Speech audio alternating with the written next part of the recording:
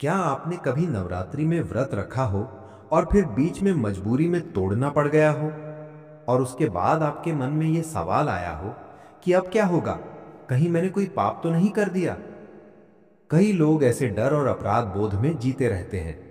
कुछ लोग कहते हैं कि नवरात्रि का व्रत तोड़ना सबसे बड़ा पाप है, जबकि कुछ लोग मानते हैं कि मां दुर्गा इतनी करुणामयी है कि वे अपने भक्त को कभी दोष नहीं देती।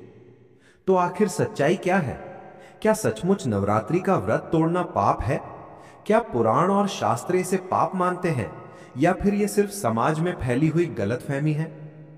आज इस वीडियो में हम इन्हीं सभी सवालों का जवाब विस्तार से जानेंगे। हम आपको बताएंगे नवरात्रि उपवास का महत्व, व्रत का असली उद्देश्य, पुराणों और धर्म शास्त्रों में क्या लिखा है, अगर व्रत टूट जाए तो क्या करना चाहिए, और अंत में असली नियम क्या है। तो वीडियो को आखिर तक जरूर देखिएगा, क्योंकि ये ज्ञान आपकी सोच बदल देगा और आपको सही राह दिखाएगा। नवरात्रि उपवास का महत्व। सबसे पहले समझते हैं कि नवरात्रि के व्रत का महत्व क्या है। नवरात्रि साल में 2 बार आती है, चैत्र और शारदीय नवरात्रि। दोनों ही नवरात्रियों का महत्व बहुत बड़ा है। इन दिनों में मां दुर्गा की विशेष पूजा की जाती है और 9 रूपों की आराधना होती है। शास्त्रों में लिखा है कि नवरात्रि का समय केवल पूजा पाठ के लिए ही नहीं, बल्कि आत्मसंयम और आत्मशुद्धि का भी अवसर है। व्रत रखने का अर्थ है शरीर को नियंत्रण में रखना, मन को शुद्ध करना और आत्मा को भगवान से जोड़ना। कहा जाता है कि नवरात्रि में उपवास रखने से मनुष्य की इच्छाएं नियंत्रित होती हैं।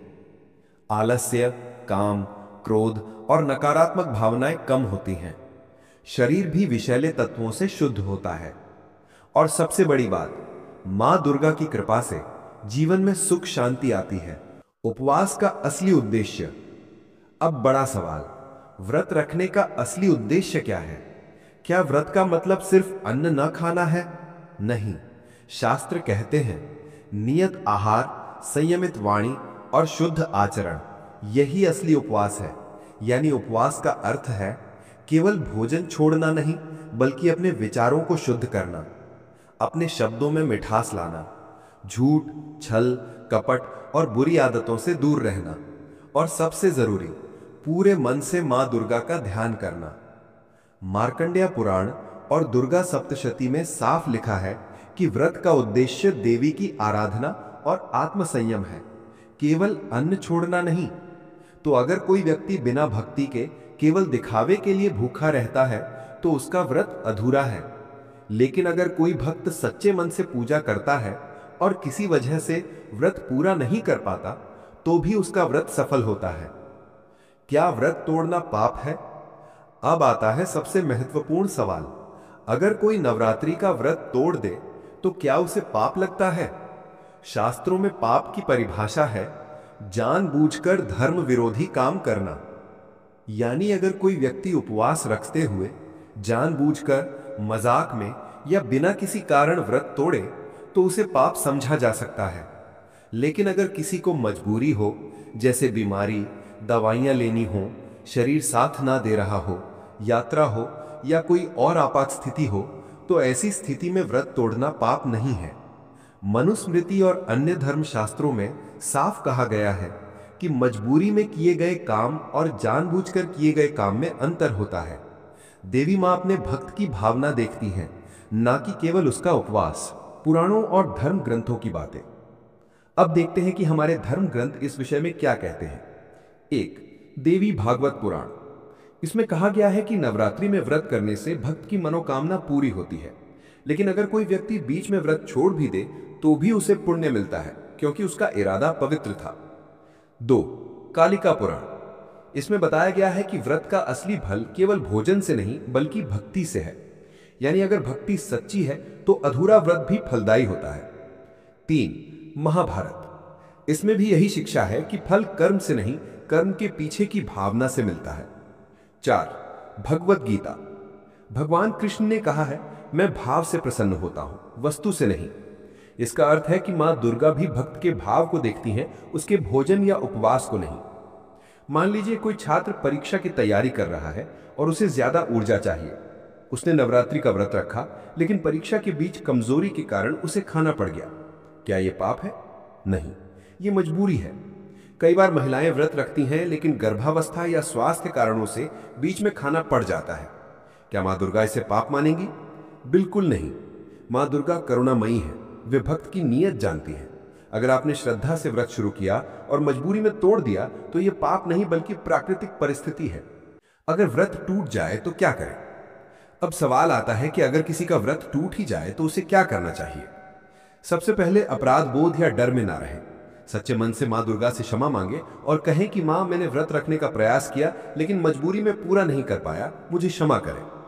देवी चालीसा, दुर्गा सप्तशती का पाठ करें या कम से कम 108 बार ओम दुम दुर्गाय नमः का जप करें।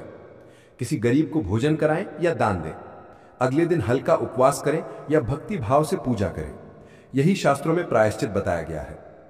धर्म कठोर नियमों का नाम नहीं है। धर्म का आधार है श्रद्धा और भक्ति। याज्ञवल्क्य स्मृति में लिखा है, व्रत का फल मन की शुद्धि से है, अन्न की कमी से नहीं। यानी उपवास का असली उद्देश्य है मन को शुद्ध करना, न कि केवल भूखे रहना। इसीलिए अगर किसी का व्रत अधूरा रह जाए तो भी वो व्यर्थ नहीं होता। अष्टमी या नवमी पर कन्या पूजन और दान करने से व्रत की कमी पूरी हो जाती है। अब जरा वैज्ञानिक पहलू पर भी नजर डालते हैं। लंबे समय तक उपवास रखने से कभी कभी शरीर कमजोर हो जाता है। कुछ लोगों को चक्कर, लो ब्लड प्रेशर, सिर दर्द या डिहाइड्रेशन की समस्या हो सकती है। आयुर्वेद भी कहता है कि स्वास्थ्य ही सबसे बड़ा धर्म है।